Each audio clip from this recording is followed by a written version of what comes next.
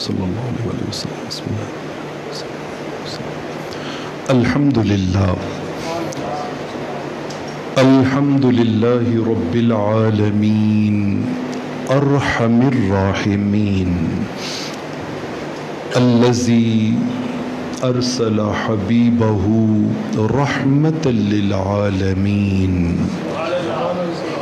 والصلاة والسلام على خاتم الأنبياء والمرسلين وعلى آله وأصحابه وآبائه وأزواجه وإطرته وجميع أمته وأهل سنته أجمعين. أما بعد فاعوذ باللہ من الشیطان الرجیم. بسم اللہ الرحمن الرحیم.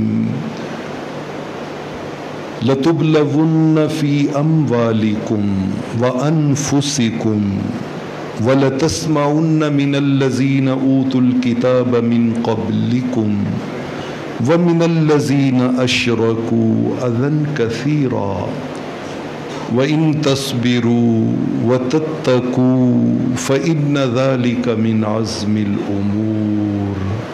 صدق اللہ مولانا العظیم.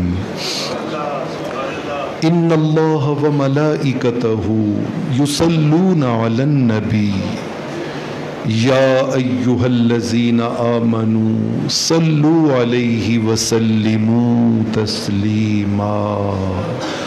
الصلاة والسلام عليك يا سيدي يا رسول الله وعلى آلك وصحابك يا حبيب الله. الصلاة والسلام عليك يا سيدي يا رحمة للعالمين وعلى آلك وصحابك يا شفيع المذنبين.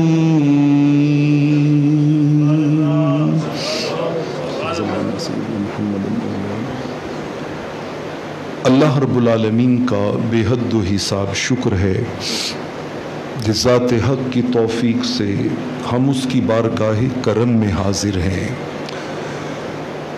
دعا ہے کہ رب کائنات ہمارے دلوں کے گلشن حضور علیہ السلام کے عشق و محبت سے شاد و آباد فرمائے اور ہمارے نسلوں میں ایک ایک بچے کو حضور علیہ السلام سے والہانہ اور دیوانہ وار پیار کرنے کی توفیق عطا فرمائے. آج جس موضوع کو عنوان گفتگو بنانے کا شرف نصیب ہو رہا ہے وہ ایک ایسا جملہ ہے جو صحابہ کرام علیہم الرضوان کا وظیفہ تھا، جو حضور کے صحابہ کا وظیفہ تھا. اچھا، جو ان کا وظیفہ ہو کیا وہ ہمارا وظیفہ نہیں ہونا چاہیے؟ ہمارا بھی بدرجہ اولا ہونا چاہیے. وہ کیا تھا؟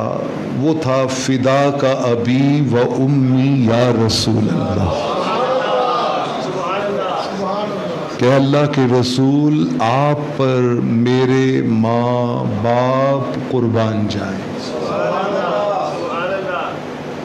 سیدنا صدیق اکبر ہوں یا سیدنا وحشی رضی اللہ تعالی عنہما، تمام صحابہ آقا علیہ السلام سے اپنی محبتوں کا اظہار اس جملے سے کرتے تھے کہ فدا کا ابی و امی یا رسول اللہ صلی اللہ علیہ وسلم.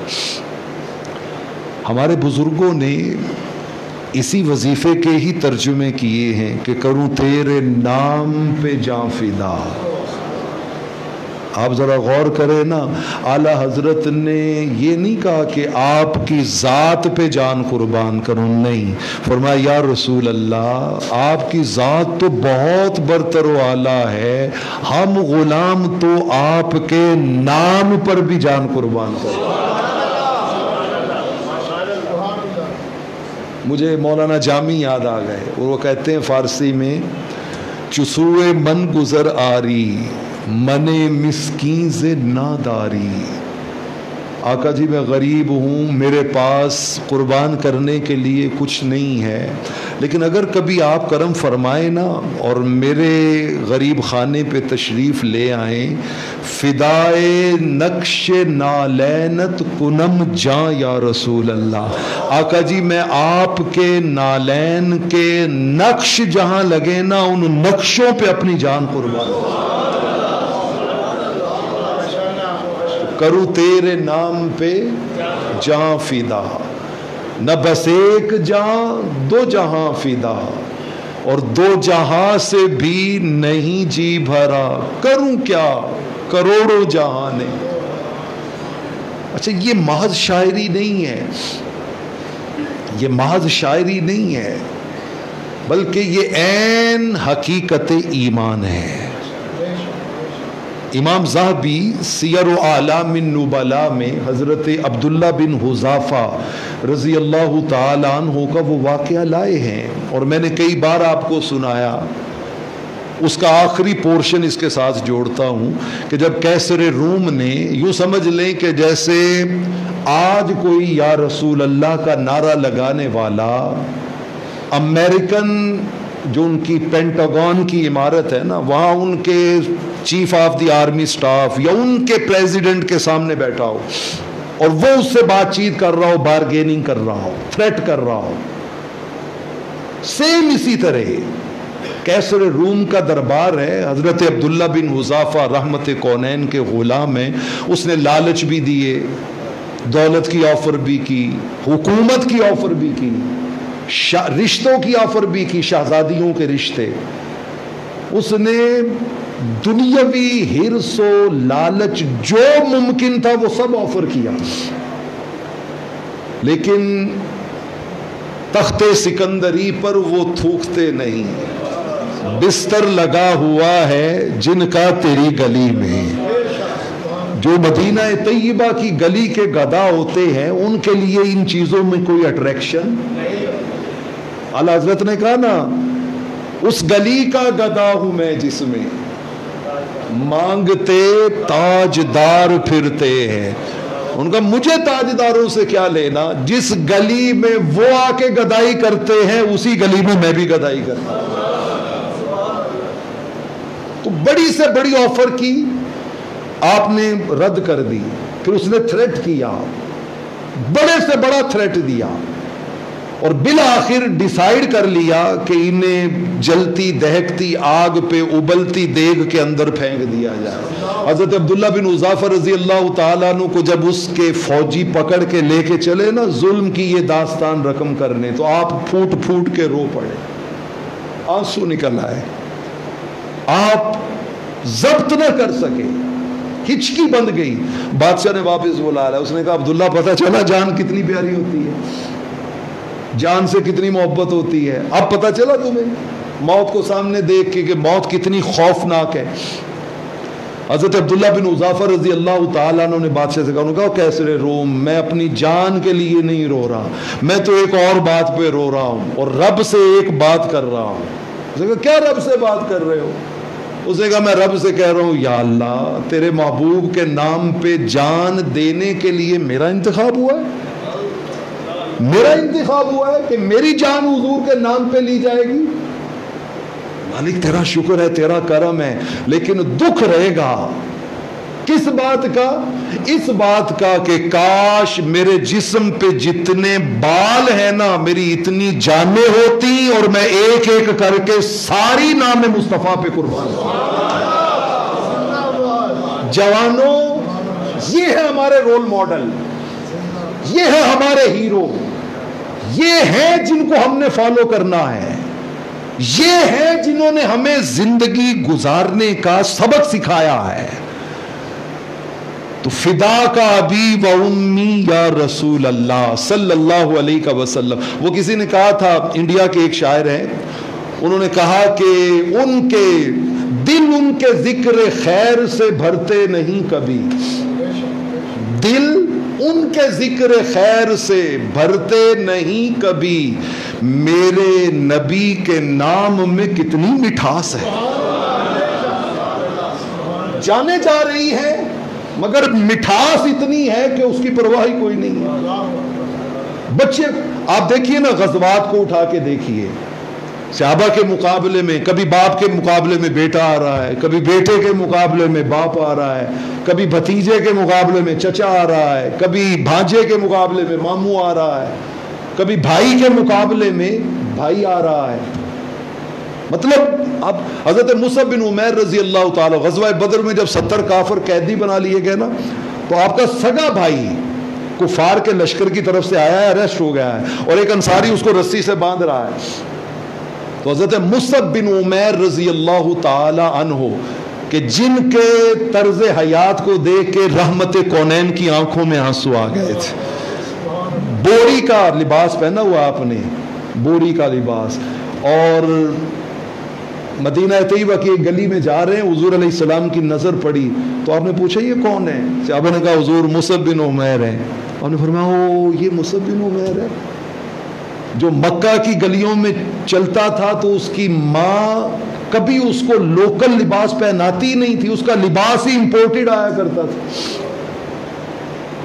اعلیٰ قسم کا ریشمی لباس جو زیب تن کرتا تھا، جس کی خوشبوئیں دوسرے ملکوں سے امپورٹ کی جاتی تھی، شاہانہ زندگی گزارنے والا مصعب بن عمیر۔ لیکن جب وہ لذت ایمان چکھی تو پھر دنیا کی ساری لذتیں بھول گئی۔ مصعب بن عمیر سگا بھائی اریسٹ ہوا ہے اور ایک انصاری رسی سے اس کے باندھ رہا ہے، آپ پاس سے گزرے نا تو آپ نے اس انصاری کو مخاطب کر کے کہا، فرمایا اس کو ذرا کس کے باندھنا، زور سے باندھنا، رسی سے مضبوطی سے باندھنا، اور کہیں یہ بھاگ نہ جائے، اس کی ماں کے پاس بڑے پیسے ہیں، بھاری پیسے لے کے پھر اس کو آزاد کریں گے۔ تو بھائی نے کہا بھائی جان لگتا ہے آپ نے مجھے اندھیرے میں پہچانا نہیں ہے۔ آپ نے کہا خبردار منہ بند کرو، میرا بھائی تو نہیں ہے، میرا بھائی وہ ہے جس نے رحمت کونین کا کلمہ پڑھا۔ ہمارے دین کے مزاج انما المؤمن، وہ علامہ اقبال نے کہا نا انما المؤمنون اخوۃ کا ترجمہ کرتے ہوئے، اپنی ملت پر قیاس اقوام مغرب سے نہ کر، خاص ہے ترکیب میں قوم رسول ہاشمی۔ یہ جو قوم رسول ہاشمی ہے ان کے معیار سارے جدا کے جدا ہے۔ سیدنا صدیق اکبر کا بیٹا کہتا ہے ابا جان آپ میدان بدر میں کئی بار میری تلوار کی زد میں آئے، میں نے باپ سمجھ کے درگزر کر لیا۔ آپ نے فرمایا او بیٹا خدا کی قسم اگر میں تو کئی بار آیا تو نے درگزر کیا نا، تو اگر میری تلوار کی زد میں ایک بار بھی آتا میں رحمت کونین کا دشمن سمجھ کے تیری گردن اڑا دیتا۔ ہمارے نزدیک اسلام کے دیے ہوئے معیار ہی اور ہے، معیار ہی اور ہے۔ وَأَنْتُمُ الْأَعْلَوْنَ إِن كُنتُم مُؤْمِنِينَ، قرآن مجید فرقان حمید نے کہا جب تک تم مومن تھے غلبہ، بلندی، عظمت، رفعت 2 4 5 نہیں 1000 سال تک ہم نے تمہارے ہاتھ میں دیے رکھی۔ اسلام دنیا میں سپریم مذہب، سارے بر اعظموں پہ پریویل کرنے والا۔ یہود، ہنود، نصارہ، یہ جو آج کیا پدی اور کیا پدی کے شوربے اسلام پہ تان دراز کرتے ہیں، زبان تان، یہ سارے کے سارے اسلام کے محکوم بن کر، جزیہ گزار بن کر، یعنی آپ دیکھیے نا کہ زوال کس حد تک آ گیا کہ گائے کا پیشاب پینے والے زمزم پینے والوں کے نبی کے بارے میں زبان تان دراز کرتے ہیں۔ کہاں گائے کا پیشاب نجس پینے والے اور کہاں آب زمزم کی طہارتوں سے فیضیاب ہونے والے۔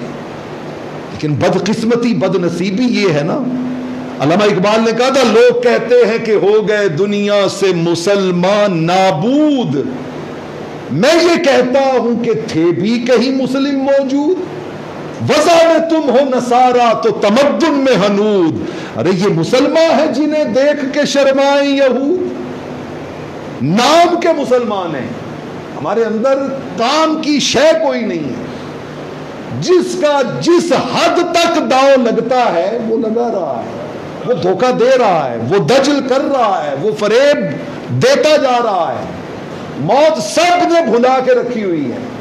تو جب ہم اخلاقی اعتبار سے، مذہبی اعتبار سے، دینی اعتبار سے اس قدر گر جائیں گے تو پھر آپ نے دیکھا جو زمین پہ گری چیز ہوتی ہے اس کو گزرنے والے کا دل ہوتا ہے وہ جدھر چاہے ٹھوکر مار دے، کبھی ڈنمارک سے ٹھوکر پڑتی ہے، کبھی ناروے میں ٹھوکر پڑ جاتی ہے، کبھی امریکہ میں کوئی بدبخت بول اٹھتا ہے، اور اب ہمارے پچھلے ہفتے میں پڑوس میں پیشاب گائے کا پینے والوں نے انہوں نے بکواسات شروع کر دی ہے، مخبصات انہوں نے رحمت کونین کی شان میں بکنی شروع کر دی۔ دوستان عزیز یہ سلسلہ بڑا نازک ہے، یہ بڑا نازک ہے۔ آپ دیکھیے ایک عام آدمی کا ایک اخلاق ہوتا ہے، ایک اس کا ایک لیول ہوتا ہے، اور وہ اس لیول سے نیچے نہیں آتا۔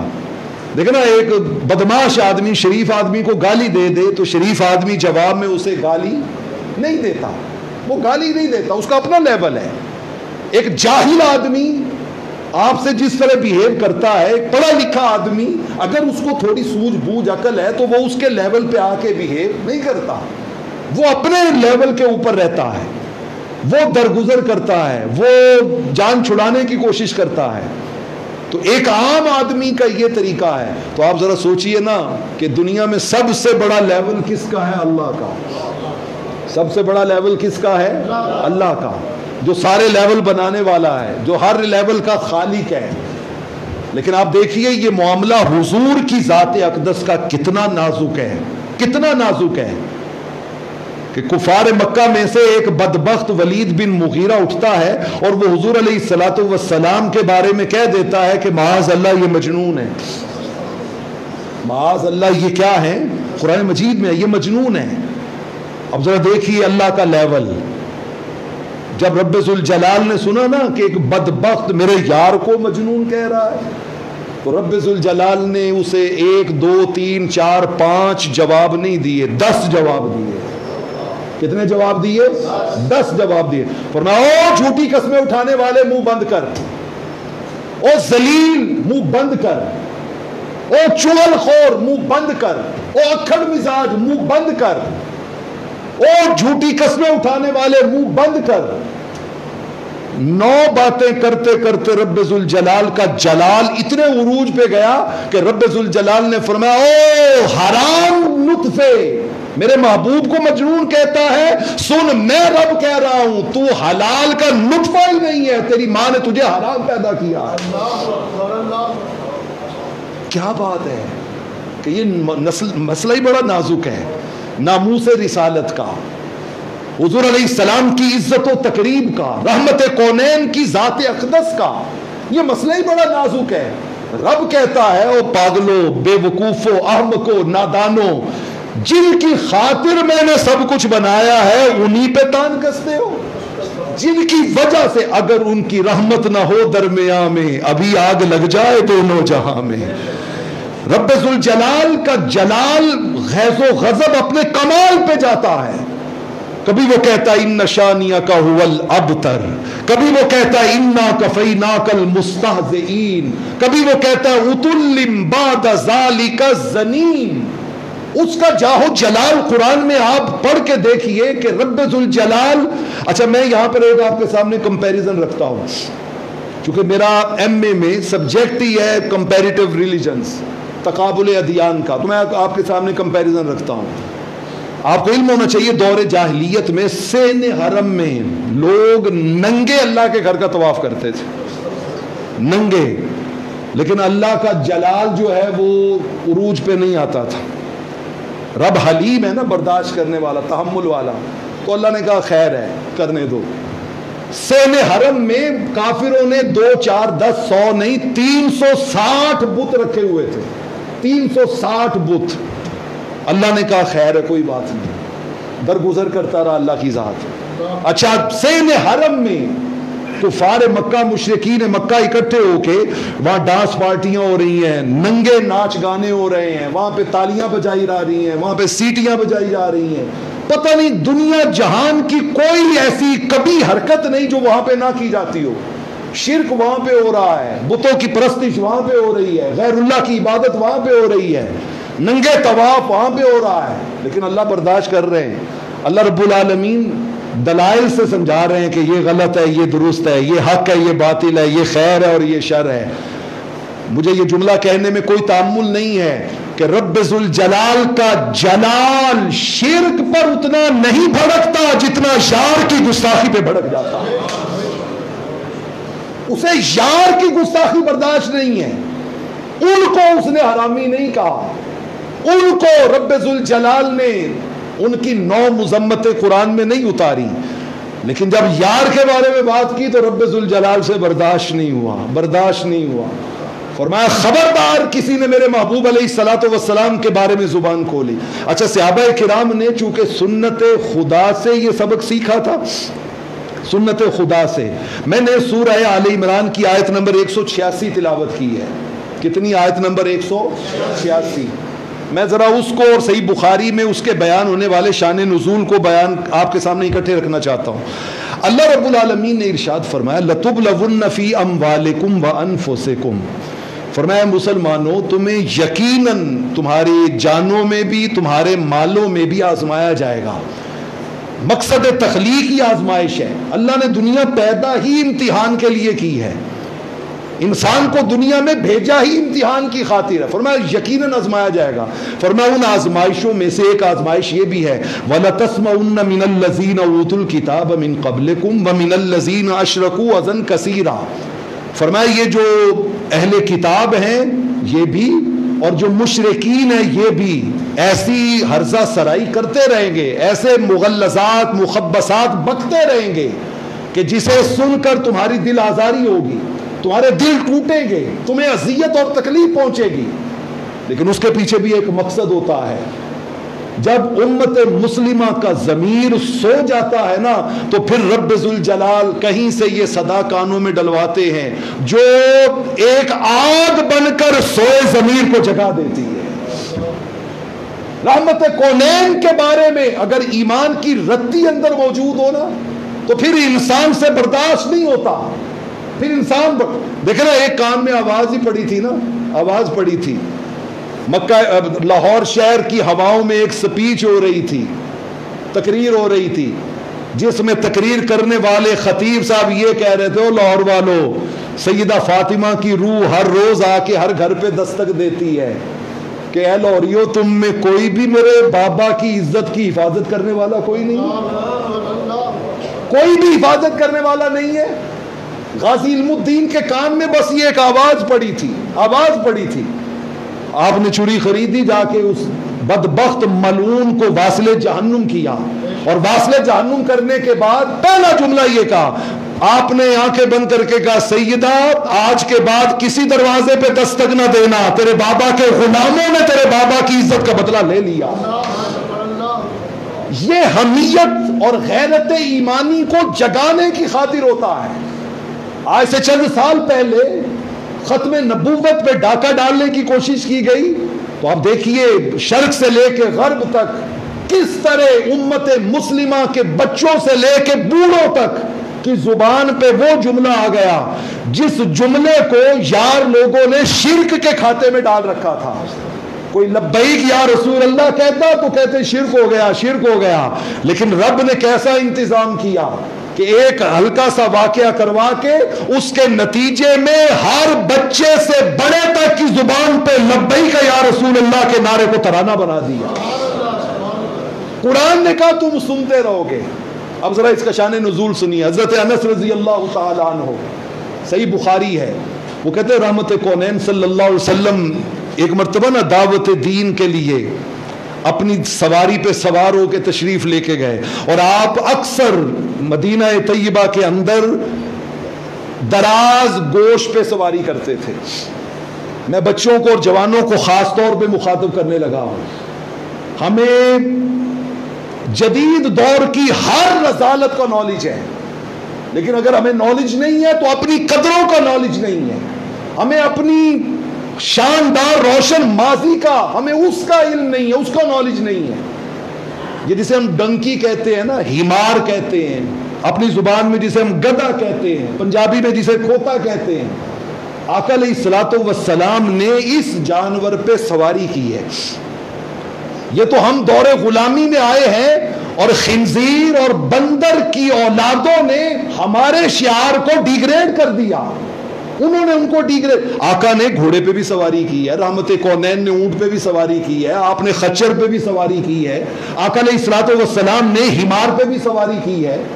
لیکن ہمارے بزرگوں کا ادب دیکھیے، انہوں نے جب ترجمہ کیا نا ہیمار کا تو گدھا نہیں کیا، انہوں نے کہا ہیمار کا مطلب ہوتا ہے دراز گوش، وہ سواری جس کے کان بڑے اونچے اونچے ہوتے ہیں، یعنی انہوں نے اس میں بھی ادب رکھا کہ حضور کی سواری ہے، لہذا اس سلسلے میں بھی کہیں بھی ادب کا پہلو ہاتھ سے نہ نکلے۔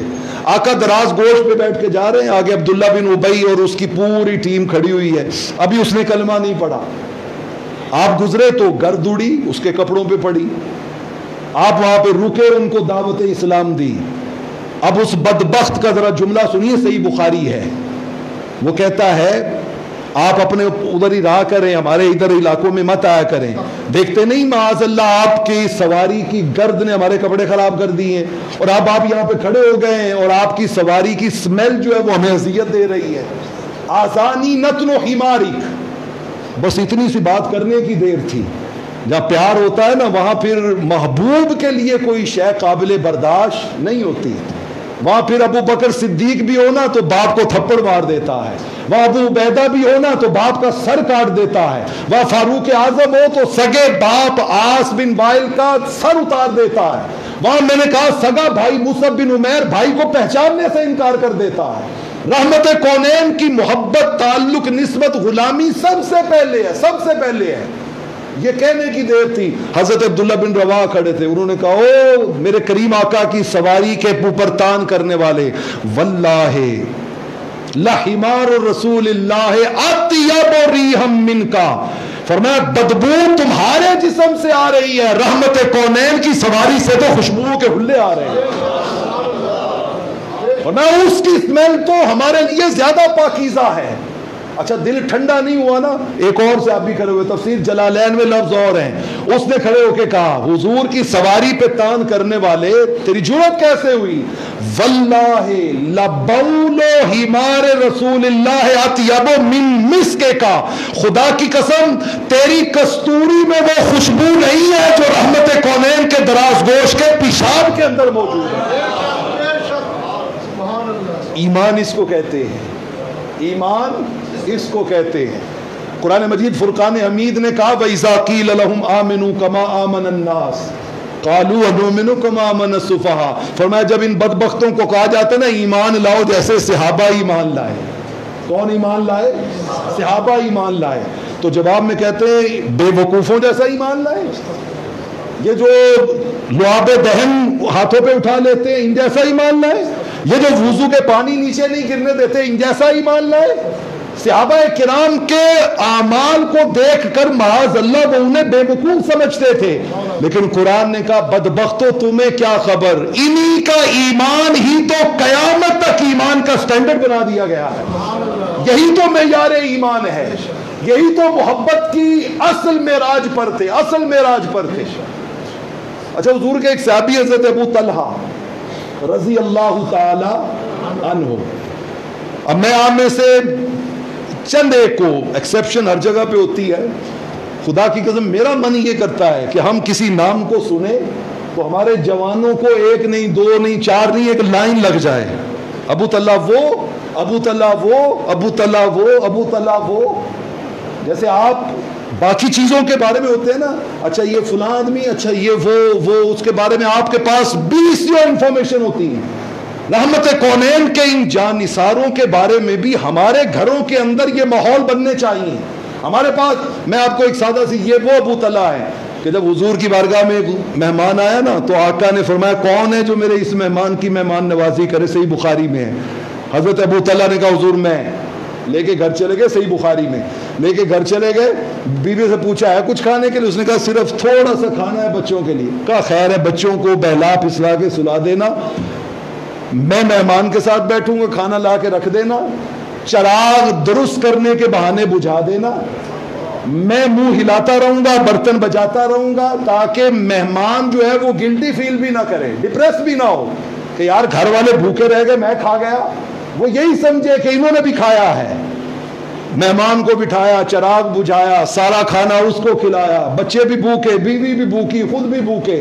فجر کی نماز پہ گئے, رحمت کونین نے بغیر پوچھے کہا ابو طلحہ رات تم زمین پہ مہمان نوازی کرتے رہے ہو, رب تمہارے انداز دیکھ کے عرش پہ مسکراتا رہا.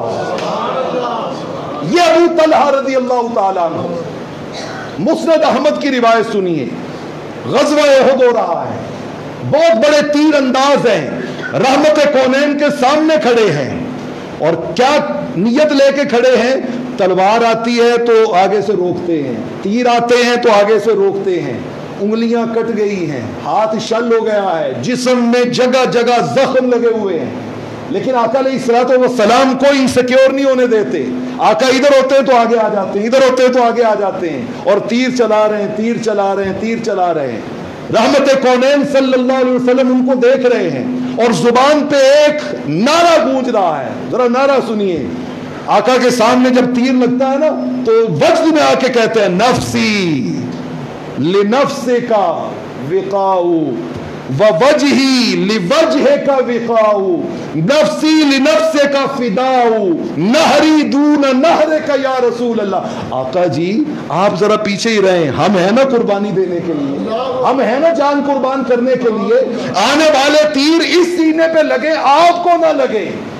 جب آپ نے جان نثاری کی حد کر دی نا اور جسم چھلنی چھلنی ہو گیا, تو مڑ کے کہتے ہیں یا رسول اللہ صلی اللہ علیہ وسلم میری نوکری پسند آئی ہے؟ آقا نے فرمایا بڑی پسند آئی ہے ابو طلحہ. تو ذرا جواب خواہش سنیے. کہتے ہیں یا رسول اللہ پھر پکا نوکر نہیں جو رکھ لیں گے؟ یہ جو میں نے نوکری کی ہے, اس نوکری کو دیکھنے کے بعد اگر آپ خوش ہوئے ہیں تو مجھے مستقل نوکر رکھ لے, آج کے بعد کوئی کام ہو مجھے آرڈر کرے. آقا علیہ السلام نے اوکے فرمایا. فرمایا تمہاری نوکری پکی ہو گئی. کیسے پکی ہو گئی؟ اب میں اس حدیث کو یہاں روک کے آپ کو صحیح بخاری میں لے کے جاتا ہوں. صحیح بخاری میں آتا ہے, حضرت امام ابن سیرین, بڑی توجہ سے سمجھنے والی یہ بات ہے. ایمان نام ہم کیا سمجھے ہیں, اور صحابہ ہم نے دین سمجھا ہے ڈاکٹروں سے, انجینئروں سے, ہم نے دین سمجھا ہے جہالت کے اندھیروں میں. میں ان کے دین کی بات آپ کو سنانے لگا ہوں جنہوں نے دین سیکھا تھا براہ راست رحمت کونین سے, جنہوں نے دین سیکھا تھا صحابہ کرام سے. صحیح بخاری اٹھائیے, امام ابن سیرین حضرت انس کے شاگرد ہیں رضی اللہ تعالیٰ عنہ, بہت بڑے تابعی ہیں. ایک دن نا آپ اپنے ایک دوست تابعی کے ساتھ بیٹھے ہیں, حضرت عبیدہ بن عمر سلمانی, وہ بھی تابعی ہیں, دونوں بیٹھے ہوئے ہیں. تو حضرت امام ابن سیرین کہتے ہیں جیسے ہم بیٹھے ہو نا تو ہم آپس میں ڈسکس کرتے ہیں, میرے پاس فلاں گاڑی ہے, میرے پاس فلاں بنگلہ ہے, میرے پاس فلاں جگہ پلاٹ ہے. تو صحابہ ذرا بیٹھتے تھے, تابعین بیٹھتے تھے تو کیا ڈسکس کرتے تھے. امام ابن سیرین کہتے ہیں بھائی عبیدہ تمہیں پتہ ہے میرے پاس حضور کی گیسوئے مبارک ہے, میرے پاس حضور علیہ السلام کی زلف عنبری ہیں, زلف عنبری ہیں. ہم تو جہالت کے اس دور میں آ گئے کہ جہاں پر ان پاک نسبتوں کو بھی ایکسپلائٹ کرنا شروع کر دیا گیا. اب جس آپ محلے میں چلے جائیں آپ کو وہاں پہ گیسو مبارک ملیں گے. آپ جس شہر میں چلے جائیں, شہر گجرانوالہ میں آپ کو 2 4 5 نہیں 10 حضور کے نالین ملیں گے. وہ کیا کرتے ہیں, وہ بنواتے ہیں, اس نقشہ تو ہے نا نالین کا, اس کے مطابق چمڑے کی بنوائی اور اس کے اوپر ایک خاص کیمیکل ڈالتے ہیں جس سے وہ سارا چمڑا جو ہے وہ ادھر جاتا ہے اور لگتا ہے جیسے یہ صدیوں کیا ہے پرانا ہے, اور منسوب کر دیا یہ حضور کی نالین ہے, حضور کی نالین ہے. ہم نے تو نسبتوں پہ بھی ڈاکے ڈالنے شروع کر دیے, ہم نے تو لوگوں کی عقیدتوں کو بھی کاروبار بنا لیا. لیکن یہ وہ کہانی ہے جس میں اصل گیسوئے مصطفیٰ. حضرت عبیدہ نے کہا اچھا بھائی سیرین آپ کے پاس حضور کا گیسوئے مبارک ہے. جواب سنیے ان کا جو صحیح بخاری میں لکھا ہوا ہے, دین کیا ہے، اسلام کیا ہے، نسبت کیا ہے، ان کا خدا کی قسم ایک طرف ساری دنیا ہو، بادشاہتیں، ہیرے جواہرات، دولتیں، طاقتیں، حکومتیں، سب کچھ ہو، اور دوسری طرف حضور کا ایک گیسو مبارک ہو، اور کوئی مجھ سے پوچھے نا عبیدہ تمہیں کیا چاہیے، میں کہوں گا یہ سب اٹھا لو، مجھے گیسو مصطفیٰ چاہیے، مجھے حضور کی زلفہائے مبارک دے دو۔ انہیں خبر ہے کہ اس کی اہمیت کیا ہے، اس کی قدر و منزلت کیا ہے، ان زلفوں کی اللہ کی بارگاہ میں شان اور مقام کیا ہے۔ اب صحیح بخاری سے پلٹ کے چلیے سنن ترمذی میں نے 3 روایتیں جوڑی، مسند احمد، غزوہ احد میں حضرت ابو طلحہ کی پکی نوکری، صحیح بخاری کوئی حضور کے گیسوئے مبارک کی شان کیا ہے، اور اب پلٹ کے سنن ترمذی میں کہ اس پکی نوکری کا فیضان کیا ہے۔ خطبہ حجۃ الوداع کا موقع ہے، آقا علیہ السلام حج کے مناسک سے فارغ ہونے کے قریب ہیں، مینا میں بیٹھے ہوئے، حجام آپ کی مبارک زلفیں اتار رہا ہے، سارے صحابہ، صحیح مسلم کے لفظ پڑھتا ہوں، اطاف به اصحاب، حضور کا طواف کر رہے ہیں، ارد گرد گھوم رہے ہیں، اور پتہ ہے ان کی خواہش کیا ہے، فما یریدون الا ان تقع شارۃ فی یدہ، ہر بندہ چاہتا ہے کہ حضور کا ایک گیسو مجھے مل جائے، ایک مجھے مل جائے۔ آقا سارے اترے ہوئے بال رکھتے جا رہے ہیں پاس، ادھر والے بھی پاس رکھ لیے، ادھر والے بھی، پیچھے والے بھی، سارے اکٹھے۔ جب سارے اکٹھے ہو گئے نا تو پکی نوکری کا پھر جنہوں نے حضور کی ناموس پہ پہرا دیا ہو نا، سارے زلفائے مبارک اکٹھی رکھ کے آپ نے فرمایا ابو طلحہ کہاں ہے، وہ پکی نوکری والا ابو طلحہ کہاں ہے، آپ آگے گئے، آپ نے فرمایا یہ سارے بال میں تمہیں دیتا ہوں۔ رحمت کونین نے اپنی ساری زلفائے عنبری حضرت ابو طلحہ کی جھولی میں ڈال دی، اور ساتھ میں فرمایا اب تمہاری مرضی ہے، اقسم بین الناس، جیسے دل کرتا ہے لوگوں میں بانٹ دو، لوگوں میں بانٹ دو۔ دوستان عزیز، احباب گرامی، اس بات کو پلے باندھ لیں کہ دین، علامہ اقبال نے جیسے کہا تھا نا، مصطفیٰ برسا خیشرا کے دی ہماؤس، اگر بہو نہ رسیدی تمام بو لہابیس، نماز، روزہ، زکوٰۃ، حج، جہاد، تبلیغ، ذکر، واز، یہ ساری چیزیں نیچے ہیں، حضور کی نسبت سب سے اوپر ہے، آقا کی نسبت غلامی سب سے اوپر ہے۔ صحابہ کو سمجھ تھی نا، تو حضرت علی 2 باتوں میں پھنس گئے کہ آقا کو نیند سے جگاؤں یا نماز عصر پڑھوں، اگر نہیں جگاتے تو نماز عصر جاتی ہے، اور اگر جگاتے ہیں تو حضور کے آرام میں خلل آتا ہے، حضور کے آرام میں خلل آتا ہے۔ ادھر غار ثور میں سیدنا صدیق اکبر 2 چیزوں میں پھنس گئے، سانپ ڈنگ پہ ڈنگ مار رہا ہے، اگر ہلتے ہیں تو حضور کے آرام میں فرق آتا ہے، اگر نہیں ہلتے تو ڈنگ پہ ڈنگ بج رہا ہے، جان کا اندیشہ ہے۔ اعلی حضرت نے دونوں واقعوں کو کیا خوبصورت سمویا، انہوں نے کہا مولا علی نے واری تیری نیند پر نواز، لوگوں ایمان سمجھو، دین سمجھو، مولا علی نے واری تیری نیند پر نماز، اور وہ بھی افضل جو سب سے اعلیٰ خطر کی ہے، صدیق بلکہ غار میں جان ان پہ دے چکے، اور حفظ جان تو جان فروز غرر کی ہے، ہاں تو نے ان کو نیند انہیں پھیر دی نماز، ان کی نماز بھی ادا ہو گئی، ان کی جان بھی بچ گئی، ہاں تو نے ان کو جان انہیں پھیر دی نماز، پر وہ تو کر چکے تھے جو کرنی بشر کی ہے، ثابت ہوا کہ جملہ فرائض فروع ہے، اصل الاصول بندگی استاجور کی ہے، سب سے پہلی بندگی اور غلامی رحمت کونین کی ہے، رحمت کونین کی ہے۔ دوستان عزیز، میں حیران ہو گیا پڑھ کے، 2020 اور 21 میں انڈیا نے ہمارے عرب بھائیوں کے ساتھ، یہ جو گلف کے ممالک ہیں جس میں قطر ہے، بحرین ہے، ابوظہبی ہے، دبئی ہے، سعودی عرب ہے، ان کے ساتھ 2 سالوں میں 2020 میں اور 2021 میں انڈیا نے ان کے ساتھ 87 ارب ڈالر کی تجارت کی ہے۔ کتنی؟ 87 ارب ڈالر کی تجارت کی ہے۔ آج چند ایک کمپنیوں نے صرف تھوڑا سا ڈور کو کھینچا ہے اور انڈیا کی چیخیں نکل رہی ہیں، پیشاب گائے کا پینے والے تڑپ رہے ہیں، بلک رہے ہیں، معافیاں مانگ رہے ہیں۔ اگر امت مسلمہ ایک پیج پہ اکٹھی ہو کے عالم کفر کو ایک بار یہ باور کرا دے کہ ہم ہر شے برداشت کر سکتے ہیں، بھوک برداشت ہو سکتی ہے، تمہارے ڈرون حملے برداشت ہو سکتے ہیں، تمہاری ظلم اور زیادتی برداشت ہو سکتی ہے، لیکن ایک شے ہے جو اس پہ کوئی کمپرومائز نہیں ہو سکتا، وہ رحمت کونین کی نسبت ہے جس پہ ہمارا بچہ بچہ اپنے جان قربان کرنے کے لیے ہر لمحے تیار بیٹھا ہے۔ اللہ اکبر، اللہ اکبر، یا رسول اللہ، یا رسول اللہ۔ تھوڑی سی ایفرٹ ہوئی، آپ دیکھیے گزشتہ سالوں میں تھوڑی سی ایفرٹ ہوئی، اور یو این او نے 15 مارچ کے دن کو یوم انسداد اسلاموفوبیا کا دن قرار دیا۔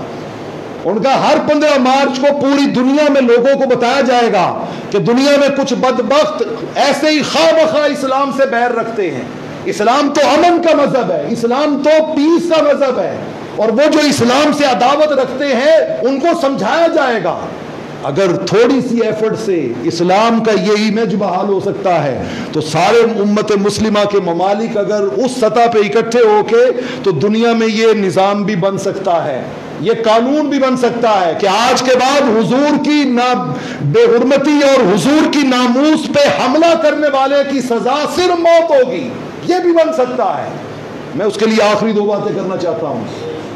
پاکستان میں حکومت کی سطح پر اور ہماری سطح پر 2 کام کرنے کے ہیں۔ حکومت کی سطح پر کام، وہ بدبخت جن پر 295(c) کا مقدمہ موجود ہے اور عدالتوں نے اس کا فیصلہ کر دیا ہوا ہے کہ اس نے گستاخی کی تھی لہذا اس کی موت کیا ہے، سزائے موت۔ حکومت پاکستان کو فی الفور، وہ 1 ہے یا 100 ہیں، وہ 10 ہے یا 20 ہے، فی الفور ناموس رسالت کی گستاخی کرنے والے ان بدبختوں کو جن کا فیصلہ عدالتیں کر چکی ہیں، ایک ہی ڈیٹ اناؤنس کر کے انہیں تختہ دار پہ لگائیں کہ ہمارے گھروں میں ماحول بدلیں، ہم اپنے بچوں کو بتائیں۔